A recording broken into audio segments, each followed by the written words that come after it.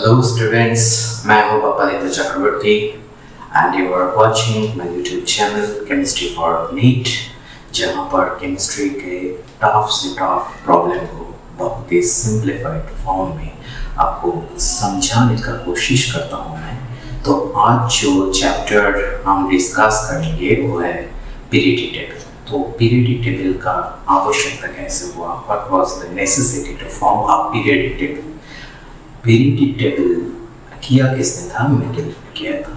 और उन्होंने क्यों ये किया था? क्योंकि जब मेंडल पीरियडिक टेबल क्रिएट कर रहे थे तब near about 92 elements were there and it was very hard to remember all the properties, chemical and physical properties of all the elements।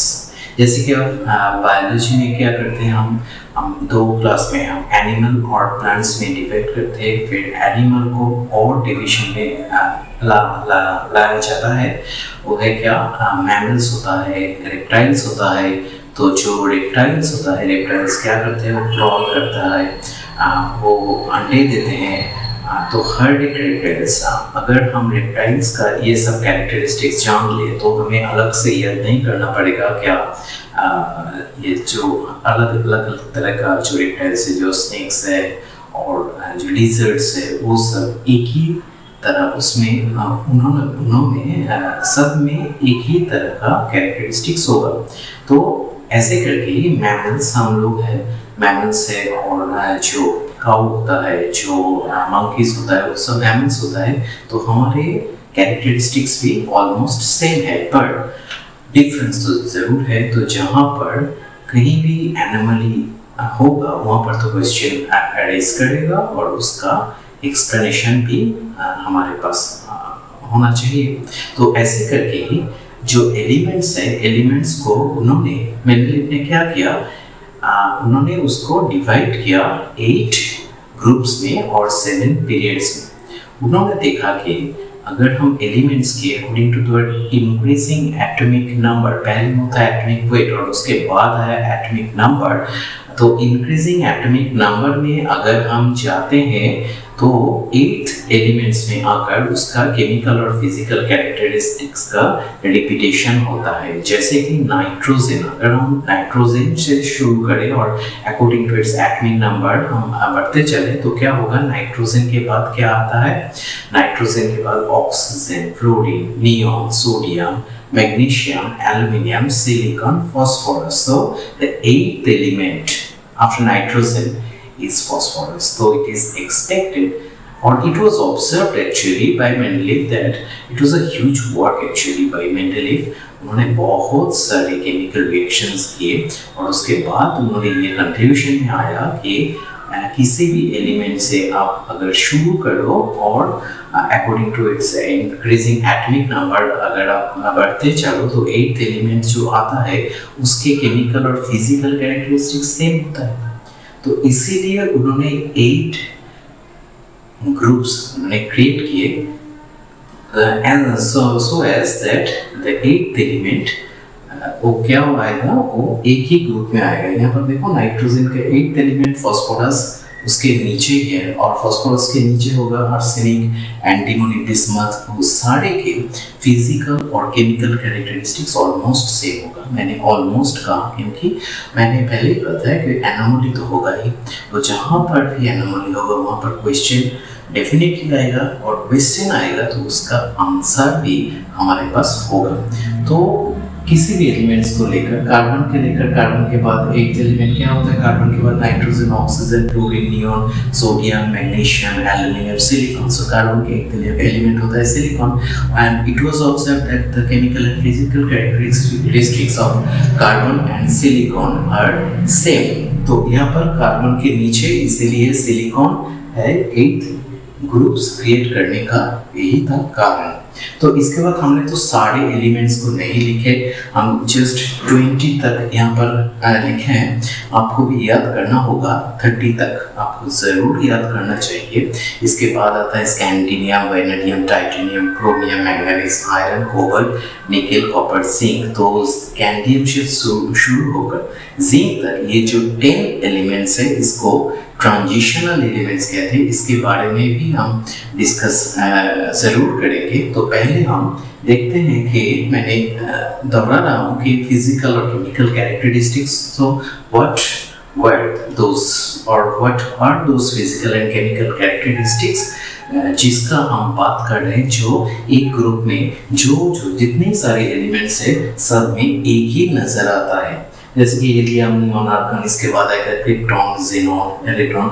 ये जो ग्रुप है इसको इनर्ट एलिमेंट का ग्रुप कहते हैं, क्योंकि इसमें जितने सारे एलिमेंट्स है उसका केमिकल रिएक्शन करने का कोई भी इच्छा नहीं है, वो केमिकल रिएक्शन करता ही नहीं, इसलिए उसको इनर्ट एलिमेंट्स कहते हैं। तो क्यों केमिकल रिएक्शन नहीं करता, इसका आंसर भी हमारे पास है। हम पहले जो वीडियो था वहाँ पर इलेक्ट्रॉनिक कन्फिगरेशन हमने बोला था कि कैसे इलेक्ट्रॉनिक कन्फिगरेशन होता है, एक ऑर्बिटल में मैक्सिमम कितने इलेक्ट्रॉन होता है। तो आप अगर इसका इन जो एलिमेंट्स है इनका जो अगर इलेक्ट्रॉनिक कन्फिगरेशन करो तो देखोगे कि यहाँ पर एक शेल में जितना इलेक्ट्रॉन मैक्सिमम हो सकता है इन्होंने में उतने सारे इलेक्ट्रॉन है। तो अगर उसका फुलफिल्ड कन्फिगरेशन है, जितना इलेक्ट्रॉन हो सकता है उतना ही इलेक्ट्रॉन है, तो बाहर से क्यों इलेक्ट्रॉन लेगा।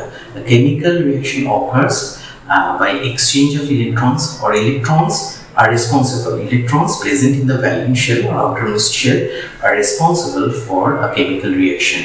इलेक्ट्रॉन का आने और जाने में ही केमिकल रिएक्शन होता है। तो अगर कोई इलेक्ट्रॉन लेता भी नहीं और देता भी नहीं, तो ले नहीं रहा है क्योंकि उसका आउटरमोस्ट शेल में तो और जगह ही नहीं है। पर देता क्यों नहीं है, क्योंकि वो जो आउटरमोस्ट शेल जो फुलफिल्ड कन्फिगरेशन आया है उसके लिए वो एक हाईली स्टेबल स्टेट में पहुंच चुका है। तो वो कभी भी नहीं चाहेगा कि वो स्टेबिलिटी लॉस करे बाय गिविंग इलेक्ट्रॉन्स। तो इसीलिए वो इलेक्ट्रॉन नहीं देता है। तो इलेक्ट्रॉन देता है भी नहीं और लेता भी नहीं, इसीलिए वो केमिकल रिएक्शन में टेक पार्ट नहीं करता है। तो बाकी सारे जो है तो वो सारे electron either they have electrons less than और more than from their nearest inert element। तो इलेक्ट्रॉन उसका नियरेस्ट इनर्ट एलिमेंट से बाकी सारे एलिमेंट्स का नियरेस्ट इनर्ट एलिमेंट से इलेक्ट्रॉन ज़्यादा होगा और कम होगा। तो वो क्या करना चाहेगा, हर एक का यही इरादा होता है कि वो स्टेबल बन जाए। कोई हम लोगों को किसी को भी काम करने का इच्छा नहीं होता, हम नहीं चाहते ये काम करने का। हमें पढ़ना पड़ता है, हमें पढ़ाना पड़ता है, क्योंकि एक मोटिवेशन है। आपके पास जो पढ़ने का मोटिवेशन हो क्या है कि to obtain good result, good marks in your exams. और हमारे पास जो मोटिवेशन है पढ़ाने का टू अर्न मनी।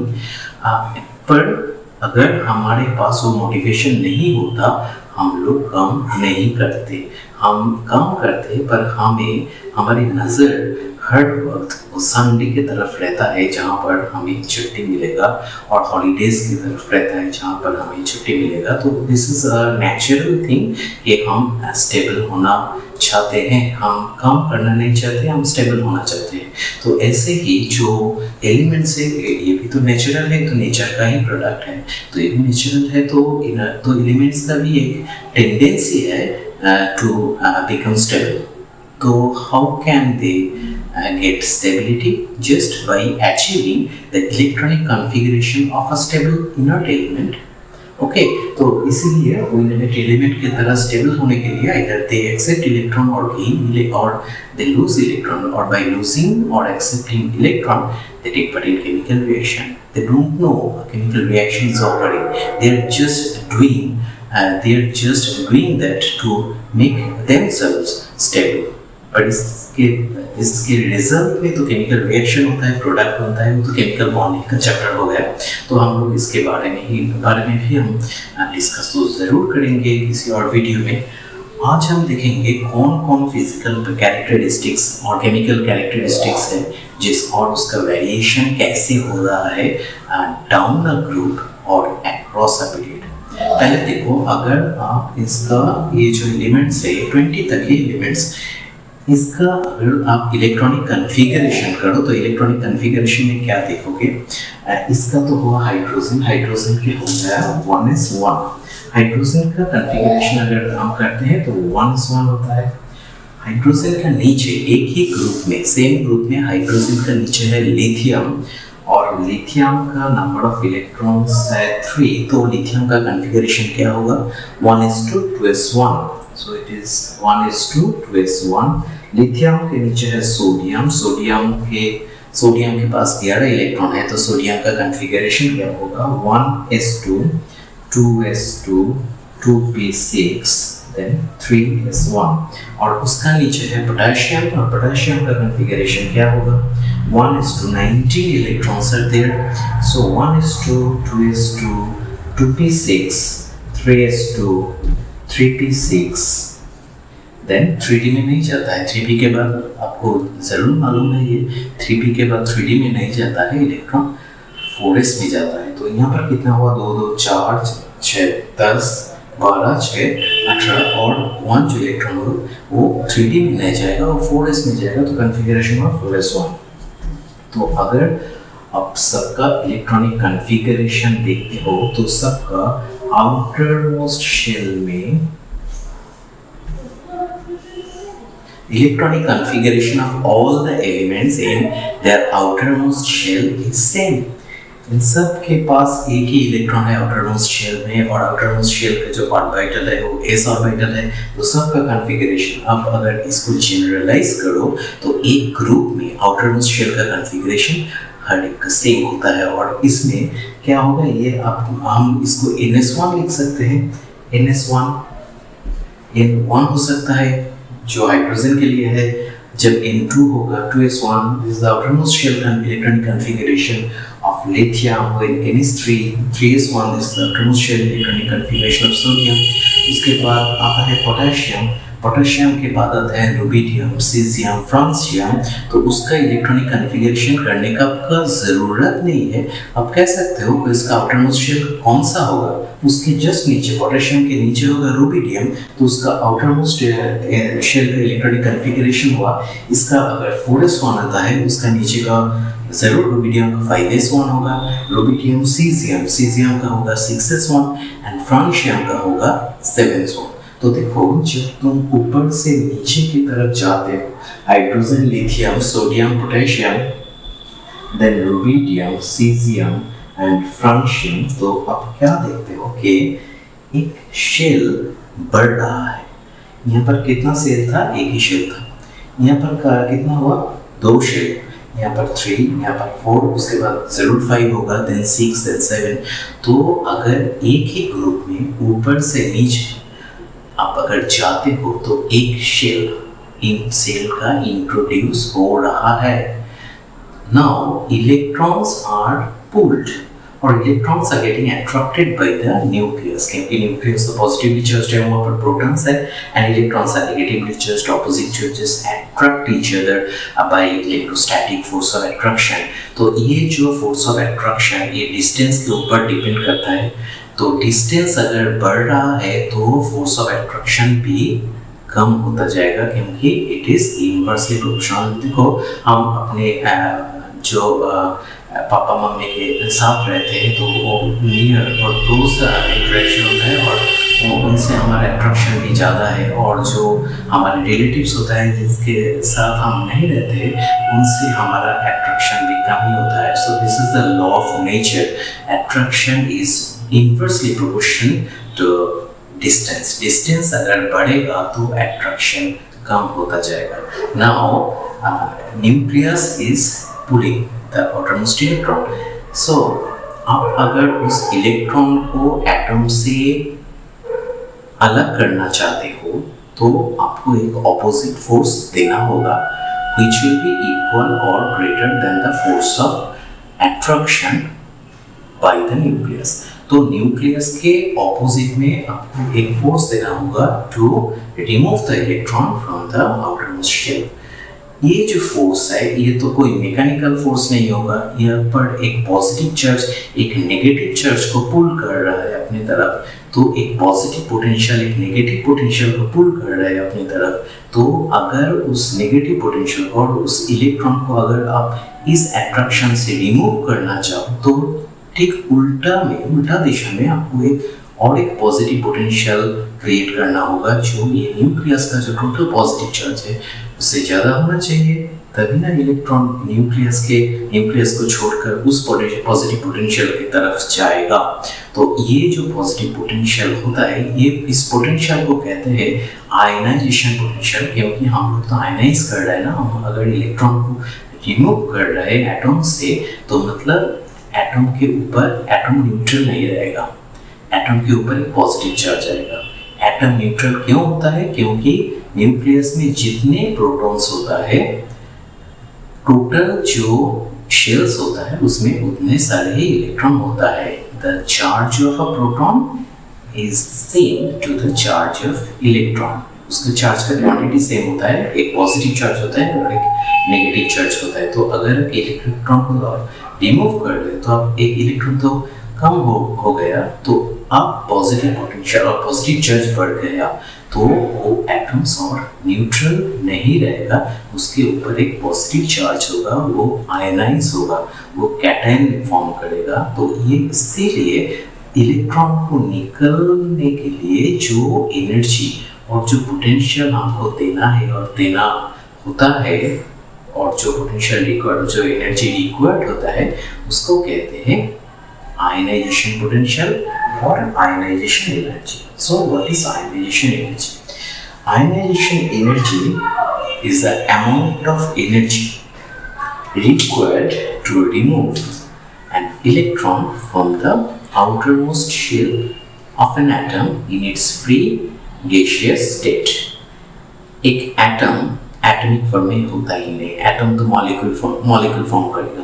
अगर वो एक सॉलिड का है तो बहुत सारे एटमिक क्लस्टर फॉर्म करेगा, और अगर वो गैसियस है तो एटम्स मॉलिक्यूल फॉर्म करेगा। अगर हाइड्रोजन को लेते हो तो H2 मॉलिक्यूल होता है, क्लोरीन को लेते हो तो Cl2 होता है। अब अगर सोडियम को लेते हो तो बहुत सारे सोडियम मेटालिक बॉन्डिंग के द्वारा एक साथ रहते हैं, तो आपको तो एनर्जी देना होगा टू मेक इट फ्री।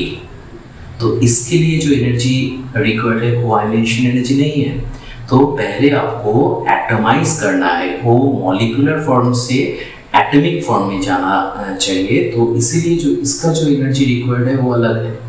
उसके बाद एटम्स को आपको फिर से एनर्जी देना होगा उसको गैसियस स्टेट में लेके जाने के लिए। तो ये एनर्जी भी आयनाइजेशन एनर्जी नहीं है। तो आयनाइजेशन एनर्जी क्या है? जब वो एक एटम होगा और वो गैसियस स्टेट में होगा, फ्री एटम, उस एटम के एकदम बाहर और आउटर मोस्ट शेल के जो इलेक्ट्रॉन है, वो उस एक इलेक्ट्रॉन को सबसे दूर, न्यूक्लियस से सबसे दूर, that is the least force of attraction in that particular electron. वो जो इलेक्ट्रॉन है, उस इलेक्ट्रॉन को न्यूक्लियस के फोर्स ऑफ अट्रैक्शन से पूरा रिमूव करने के लिए, एकदम फ्री करने के लिए, एटम के चारों पास नहीं रहेगा, एटम से टोटली रिमूव करने के लिए जो एनर्जी रिक्वायर्ड होता है उसको कहते हैं ionization energy. So ionization energy is the amount of energy required to remove an electron from an atom in its free gaseous state. तो कहाँ पर एनर्जी ज़्यादा होगा? देखो अगर आप हाइड्रोजन के आउटर मोस्ट इलेक्ट्रॉन को लेते हो तो वह 1s1 इलेक्ट्रॉन तो न्यूक्लियस के, हाइड्रोजन के न्यूक्लियस के एकदम करीब है। तो वहाँ पर न्यूक्लियस का फोर्स ऑफ अट्रैक्शन बहुत ज़्यादा है, तो इसीलिए न्यूक्लियस अपनी तरफ बहुत जोर से उसको पुल कर रहा है। तो न्यूक्लियस के फोर्स ऑफ अट्रैक्शन से अगर आप उस इलेक्ट्रॉन को रिमूव करना चाहो तो आपको बहुत सारी एनर्जी देना होगा। तो ionization energy of hydrogen is very large. उसके बाद आ रहा है लिथियम का जो आउटर मोस्ट इलेक्ट्रॉन है वो थोड़ा दूर है, वो तो 2s में है। तो न्यूक्लियस से distance of the outermost shell from the nucleus वो थोड़ा सा बढ़ गया है। तो force of attraction of the nucleus, lithium का जो आउटर मोस्ट इलेक्ट्रॉन है उसको थोड़ा कम जोर से पुल कर रहा है। तो इसीलिए लिथियम का जो इलेक्ट्रॉन होगा, जो आउटरमोस्ट इलेक्ट्रॉन होगा, उसको रिमूव करने के लिए हमें थोड़ा कम एनर्जी देना होगा in comparison to that of hydrogen. और उसके अगर आप नीचे जाओ तो एक नए शेल इंट्रोड्यूस हो रहा है, तो outermost electron is getting away from the nucleus, so the force of attraction of the nucleus is decreasing. अगर फोर्स ऑफ अट्रैक्शन कम होता है तो आपको भी कम एनर्जी देना होगा, वो इलेक्ट्रॉन तो इजीली निकलेगा ना एटम से। तो इसीलिए आयनाइजेशन एनर्जी भी कम देना होगा। हाइड्रोजन को जितना देना होगा, लिथियम को उससे कम, सोडियम को और कम, पोटेशियम को और कम देना होगा, और रुबिडियम, फ्रांसियम इसको तो और भी कम देना होगा। इसीलिए ionization energy decreases downward. Now अगर आयनाइजेशन एनर्जी कम होगा, कम एनर्जी देने से ही इलेक्ट्रॉन निकल जा रहा है एटम से, तो इसके मतलब जो है एटम के इलेक्ट्रॉन छोड़ने का टेंडेंसी भी बढ़ रहा है। तो अगर एटम इलेक्ट्रॉन छोड़ता है तो एक कैटायन फॉर्म करता है।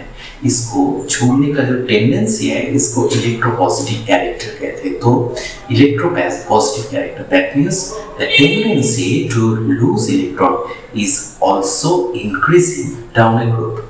तो इलेक्ट्रोपॉजिटिव कौन होता है? मेटल्स आर इलेक्ट्रोपॉजिटिव, जानते हैं ना, सोडियम, पोटेशियम, ये तो इलेक्ट्रोपॉजिटिव है क्योंकि इसका इलेक्ट्रॉन छोड़ने का टेंडेंसी ज़्यादा होता है। क्यों छोड़ने का टेंडेंसी ज़्यादा होता है? क्योंकि उसका आउटर मोस्ट शेल न्यूक्लियस से दूर है, so outer most electron is also away from the nucleus, so the force of attraction of the nucleus towards the outermost shell is also less, so it is easier to remove electron from the outermost shell। तो वहाँ पर थोड़ा energy देने से ही वो electron निकल जाता है, तो इलेक्ट्रॉन छोड़ने का टेंडेंसी ज़्यादा है, इसीलिए इलेक्ट्रोपॉजिटिव कैरेक्टर भी ज़्यादा है। तो हमने क्या देखा कि अगर हम ऊपर से अगर हम ऊपर से नीचे जाए, जो कहीं एक ग्रुप तुम आप अगर लेते हो और वहाँ पर ऊपर से जितने तुम नीचे जाओगे, एटम का इलेक्ट्रॉन छोड़ने का टेंडेंसी बढ़ेगा,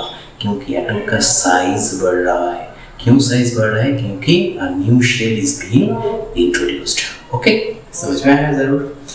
अब एक पीरियड में ये जो कलम होता है, ये है कलम, और ये होता है रो, ये होता है vertical lines, columns, and this horizontal lines.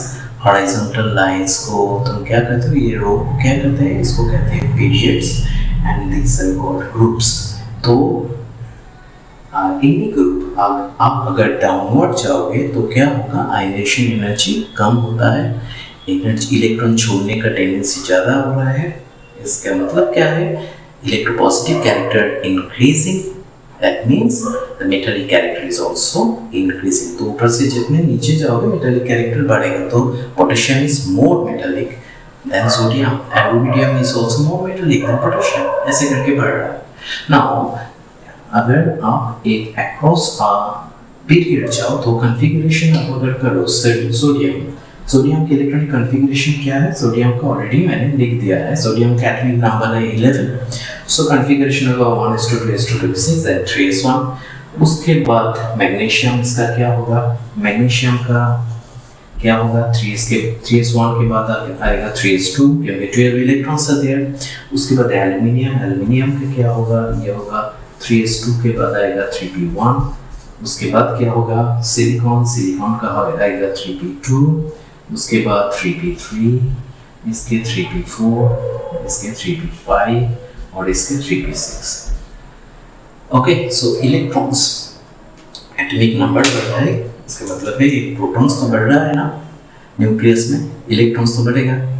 तो एक प्रोटॉन और एक इलेक्ट्रॉन बढ़ रहा है across a period from left hand side to right hand side, but no new shell is being introduced. ये ख्याल रखना है, इलेक्ट्रॉन जो इंटर कर रहा है वो एक ही शेल में इंटर कर रहा है। यहाँ पर क्या था? 3s1, उसके बाद 3s2, then 3p1, 3p2, 3p3, 3p4, 3p5, all are entering in the third shell. In case of the elements present in fourth period, electrons will enter in fourth shell, so the outermost shell is fixed. So distance from the nucleus, that should be fixed. So the force of attraction from the nucleus to the outermost shell, that will expected to be fixed, but that is not. Why? Because as the atomic number is increasing, the number of electrons increasing. That's clear. And number of electrons increasing, so the protons also. Here in sodium, the number of protons present in the nucleus is only 11. In case of magnesium, it is 12. Aluminum 13, silicon 14, 15, 16, 17, 18. So one proton is increasing, a positive charge is increasing. So 11 protons are attracting the outermost electron in case of sodium, and here 12 protons are attracting the electron. And in case of aluminum, it is 13 electrons. So unit of positive charge is increasing. So अगर positive charge increase होगा, the force of attraction between two oppositely charged particles is directly proportional to the product of their charges. Now एक ही electron को आपको निकलना है, तो एक ही electron के ऊपर न्यूक्लियस का फोर्स ऑफ अट्रैक्शन हम कंसीडर करेंगे, तो उसका एक इलेक्ट्रॉन का चार्ज तो फिक्स्ड हो रहा है, पर प्रोटॉन्स का चार्ज, पॉजिटिव चार्ज, ये तो इंक्रीज हो रहा है जितने तुम लेफ्ट हैंड साइड से राइट हैंड साइड की तरफ जाते हो।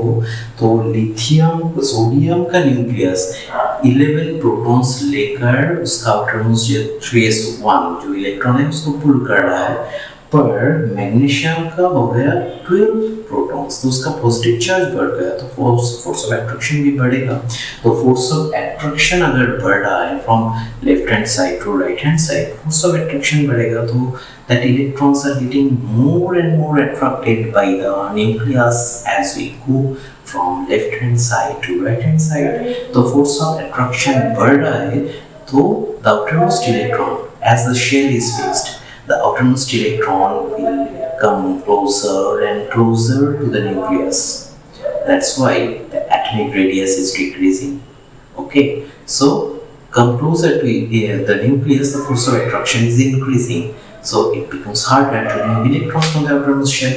तो सोडियम से एक इलेक्ट्रॉन को निकलने के लिए जितने एनर्जी देना होगा, मैग्नीशियम से एक इलेक्ट्रॉन को निकलने के लिए उससे ज़्यादा एनर्जी देना होगा। ठीक है, तो ionization energy, what is ionization energy?